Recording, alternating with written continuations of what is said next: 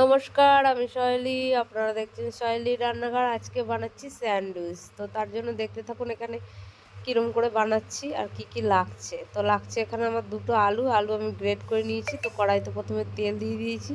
তেলে দিয়ে দিলাম হিং, আর একটু দিয়ে দিলাম কুচনো শুকনো লঙ্কা, আর দিয়ে দিলাম আদা কুচি, কাঁচা লঙ্কা কুচি দিয়ে একটু ভালো করে ভেজে নেবো। নুন দিয়ে দিলাম, দিয়ে একটু ভেজে নিয়ে দিয়ে দেবো গুঁড়ো মশলা, যেগুলো রোজকারে ব্যবহার হয়। একটু হলুদ গুঁড়ো, একটু লঙ্কা গুঁড়ো, একটু জিরে ধনের গুঁড়ো দিয়ে একটু ভেজে নিলাম। তারপরে আলুগুলো দিয়ে দিচ্ছি কুচানো। আমি এখানে আলুগুলো গ্রেট করে নিয়েছি গ্রেটারের সাহায্যে।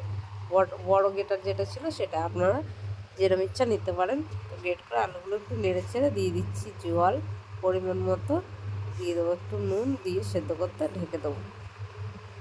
আপনারা এইভাবে একবার স্যান্ডউইচ বাড়িতে বানিয়ে খেয়ে দেখবেন অপূর্ব লাগে খেতে, খুব টেস্টি হয়। তো চলুন দেখতে থাকি কী করে বানাই। তো আলুটা এখানে দিয়ে দিলাম সেদ্ধ হতে।